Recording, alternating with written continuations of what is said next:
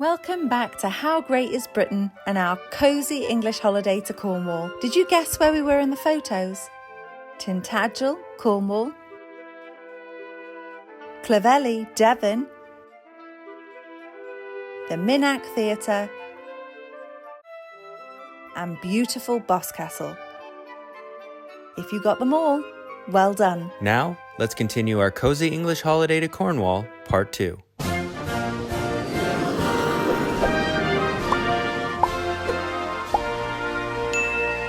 We're going to give some updates Yeah. on this past week since we saw you. And then we have a fun little ditty at the end we need your help with, please. Yeah. So stick around. What was our favourite thing? And if we really have to say what it is, it's probably going to be the most simple thing, but I'm going to cherish that memory. Yeah. And it was, for all intents and purposes, it was not planned at all. Not at all. We went just on a walk with our wellies and we just took this path. And wow. We wanted to go to St. Ives. St. Ives. Oh, have we tried St. Ives? You know, and nothing against St. Ives. I'm sure it's a wonderful place. It's feeling personal, St. Ives. But for the second time in a row, it just has not worked out for us. Oh gosh. And so we tried to go in the morning, and it was just pouring, just buckets and buckets of rain. And so we ended up kind of like, what we're going to do? So we went to a soft play area, didn't we? I had a coffee. The rain cleared, and then I had previously, the day before, had taken the dogs for a walk, and sort of like on the path had looked over to my left and said, "Oh, I think that's water over there." And so when I came home, I had told Gemma, and I said, "I think we're close enough to the ocean that we could probably walk to it."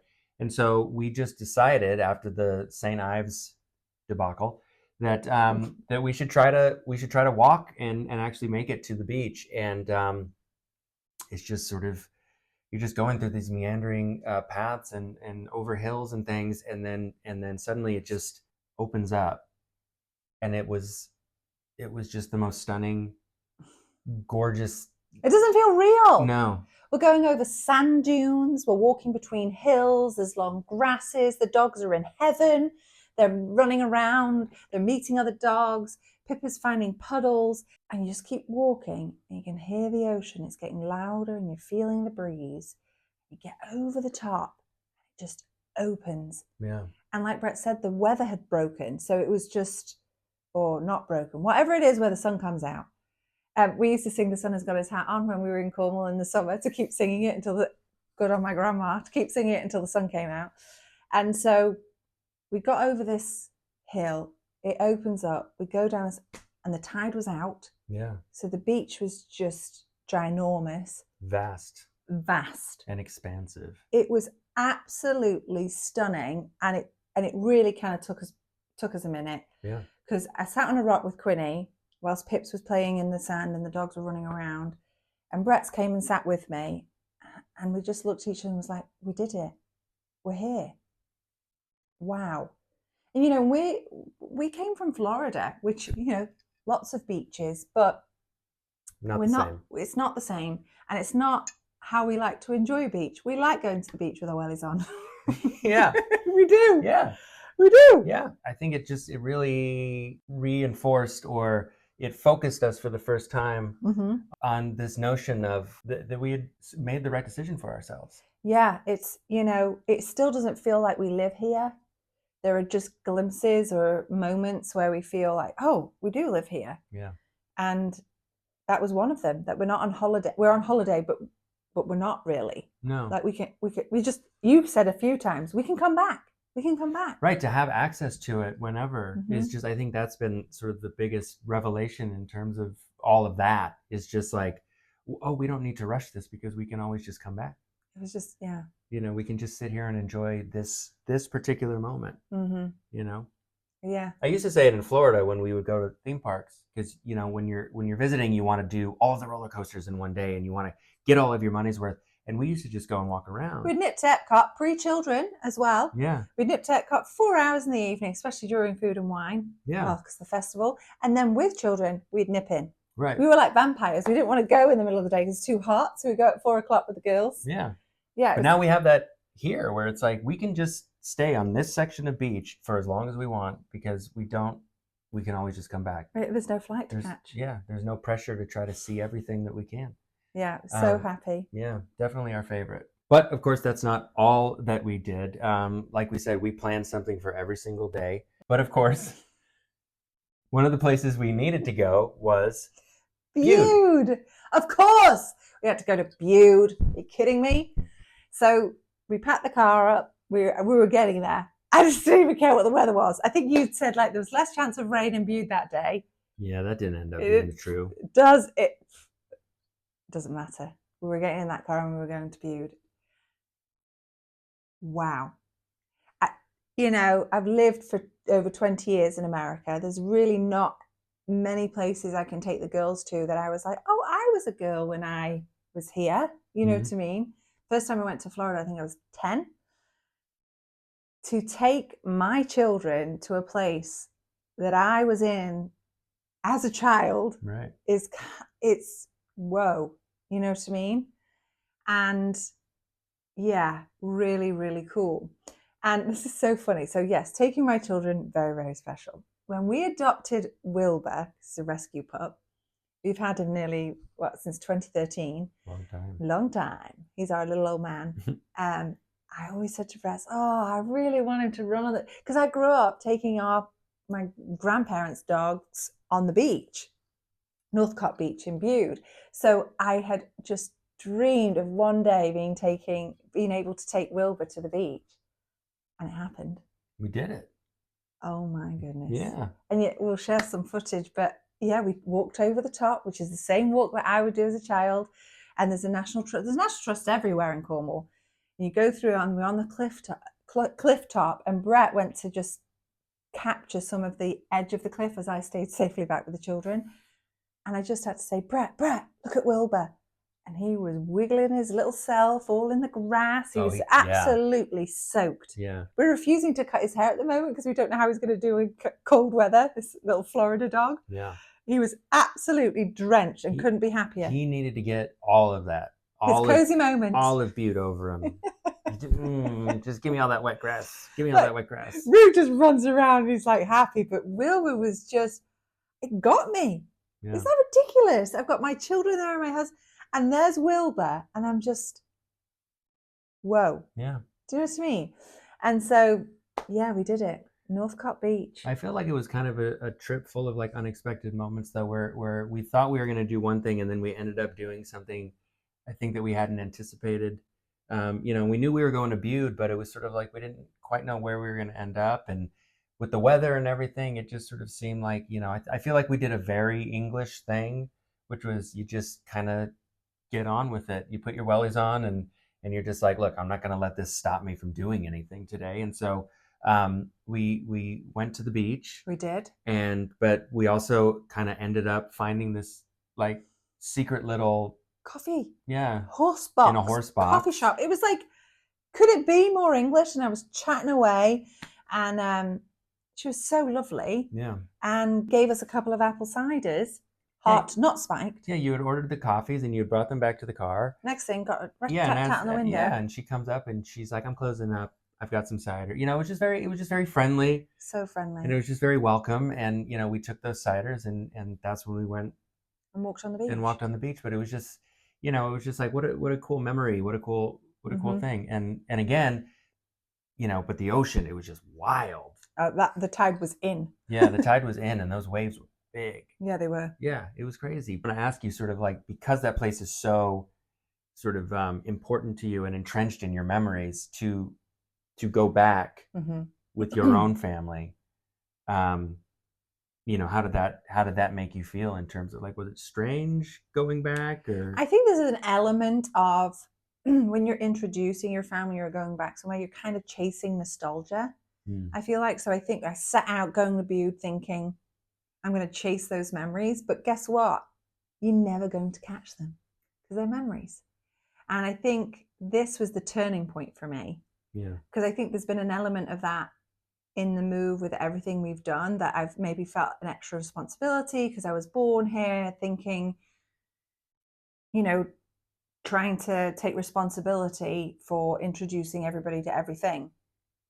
And I think what Bude did in a most beautiful way was it just kind of relinquished me of that pressure. As I was driving away from Bude Holiday Park, which just carries such happy memories for me, I was like, I can let this go now. Because I live my childhood. I have amazing memories. It's not my childhood anymore. It's Pippa and Quinn's.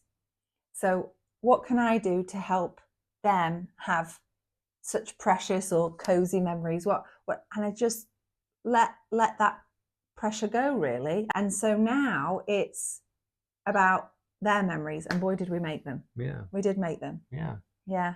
No, there were definitely things that Pippa specifically, Quinn, I think, was, you know, too young to have. Along for the ride. You know, yeah, she loved everything. But yeah, there were definitely things that Pippa was very excited for She as loved we discovered them. Gold mining. Yeah, we went panning for gold. So one of the things that had sort of been planned from the beginning was, so a little bit of backstory. So when Pippa turned one of the first pieces of jewelry that I ever bought you was a pearl. Yeah, where you pick an oyster, and inside the oyster there's a freshwater pearl. Right, which is quite common in the Orlando area. You can do it, I think, at both theme parks, and so it's not, you know, it's not something that's difficult to find. So yeah, one of the first pieces of jewelry that I got you, we had done the pick a pearl for Pippa's first birthday. She had actually picked one herself, and she got the pearl. So we knew for Quinn, who celebrated her first birthday recently, that we wanted to do the same. However, we were no longer in Florida, and so when we went looking for a place to pick a pearl from an oyster, very specific. They probably realized that about us. Yeah, but it was really one place came up, and it was in Cornwall. So we were committed. We will drive however many hours it takes to get there. Exactly. So we knew we were going to Cornwall anyway, wherever this place is, that we will go on a particular day, and we will do this for Quinn's first birthday. And it turns out it was 10 minutes. 10 minutes from where we were. It could not have been. It was so like meant to be. Yeah, it was perfect. And that was Cornwall Gold. And so And Quinn picked her pearl. She picked her pearl. It was such a cool experience. Yeah. Yeah. No, it was great. It was, and it's, you know, they have a whole exhibit on the history of mining there, of the tin and the silver and the, you know, so there was. We celebrated our 10th wedding anniversary this year, and I got a tin necklace from Cornwall. Cornwall, yeah. Yeah. Yeah. Are you picking up on the theme? Cornwall's very important to a lot of aspects of our life. Ostensibly, that's what we were there to do, but they had panning for gold. We had to do that twice because Pippa loved it. And we filled up a little jar. So much. And I remember doing it as a child too. There's so much to take them to in Cornwall for them to do, and I just get to enjoy it all over again. Yeah, exactly. I tried to pick out a diamond. You can try and find a real diamond versus a fake diamond. Yeah. Yeah, Princess Sparkle they call it if it's not a diamond. Yeah. So we walked away with a few cubic zirconias and some pyrite, some fool's gold, but worth $1 million, just to reference the last video. The memory. So cozy. The memory was so cozy. Yeah. So Saturday rolls around. Yeah. Time to go home. Yeah, we didn't really. I mean, I think we could have stayed another week. We could always extend. I remember my grandfather saying, it's always nice to get back. You know, there's something lovely about that. So we piled in the car. We were determined it was not going to take 6 hours, and it didn't. Not quite 6 hours. It took longer than 3. Yeah. That the GPS said, but it wasn't 6. No, but it was just so nice to kind of come back. And you know what I love about road trips as an adult is that I knew, but we are in charge of when we can stop. If we want to stop and go through a Costa drive-through, we can do it. Yeah, that's true. Yeah. I don't know how in control we are of that though, because if a little voice from the back says, I need the bathroom. then no, there's no. And the dogs, yeah. Yeah. Okay, maybe I'm tricking myself. Maybe that's my cozy memory. The illusion of control is. That's parenting. Yeah. Yeah. 100%. But yeah, it was just such a nice break. It was such a nice, just sort of way to reconnect with why we'd come in the first place, and a reminder of like where it is that we are. Yeah. What a way to celebrate my 40th year. So thank you. Thank you so much. Yeah, to my auntie for such a wonderful time. Yeah, so special. And happy birthday to you. Oh, thanks. Cheers. Cheers. But we are back now, and life continues on, and we're just, so we said we would do some life updates, and a little thing that we need your help with. Yeah. So we are bit by bit experiencing the NHS, so there will be an episode on that. Oh, yes. Oh, get ready. Yeah. Spoiler alert, it's positive. It's been great. What we know is the American insurance system. So right. What is a kind of a novelty to us right now is the NHS system. Hard to not compare, but oh gosh. No, it's been really good. It's cold out. It is very cold. I think the car read 2 degrees. Oof. Yeah. Chilly. Don't know if you've noticed, but that is certainly something that we are dealing with right now. Is the cold coming from Florida? How do we deal? Not owning a lot of warm clothes. Right. And I'm pulling out clothes that I had from living in New York City, which is going back over 14 years. Yeah. And still not doing. I'm wearing a scarf indoors. That's where I'm at. Yeah. I'm learning. It's getting chilly, but we had a wintry mix warning yesterday, so it feels like snow's coming. So that's exciting. We're hoping. The girls have never seen snow. They've seen Snope. Yeah. But we're enjoying the weather. I forgot how much I love a sunny, crisp day. Mm-hmm. I love it. Yeah. We were sitting in the car today, weren't we? Today was exactly gorgeous. That. Yeah, exactly lovely. That. We continue to enjoy just all of the feedback and all of the comments and everything. And just, we obviously this channel would not exist if not for you. I don't think you realize how instrumental you are in our journey here in the UK. It is so important to us. Yeah. I don't know how that makes us sound, but your comments and your support and your suggestions, like they just mean so much. Yeah. Like it's so appreciated and really felt. And that's going to lead us to this idea we've had. So each week we want to pick something to do that you have suggested. So if you could please think of something to do and then leave a comment with what that thing is to do. And you said it perfectly. It doesn't have to be massive. It doesn't have to be like... Give your example. Yeah, well, it doesn't have to be like go visit a place or go do something. It can be. And certainly we've gotten suggestions of different places that we definitely want to visit. But it can be something as simple as, for instance, I posted a short today about eating a dippy egg. And somebody noticed that I had done it upside down, and they said, next time try it with the pointy end. In fairness to you, you can eat it the way that you did. Yeah. They were just suggesting if you turned it upside down. Well, and it was a good suggestion, and it was something that we can take on, and I will try for next time. So it can be small, it can be large, but it should be very British. Whether it's like, oh, Brett needs to try this, or he needs to say this, or have you visited here, Gem, or like you should take your girls here, or the dogs would look. It could be anything. Yeah. It could just be as simple as like, try these sweets. Yeah. But we'll pick one and we'll do it. We'll do it. And then we'll update you. And then we'll report back. Every week. Yeah. Oh, I'm like really excited. So please leave a comment with what you think, what you've thought about. Yeah. Yeah. But yeah, so that was our trip to Cornwall. Yeah. And of course we have to answer the question. So how great was Cornwall? Am I being cool, or am I being really real? Be real. Still magical. Yeah. 10 out of 10. Yeah. 20 out of 10. 20 out of 10. 100 out of 10. Yeah. I'll just keep climbing. Look, it's the light. It's the light in the lighthouse. Just knowing that it's out there is just cozy. It's cozy. Okay. We'll see you next week. All right. Thanks for joining us. Bye.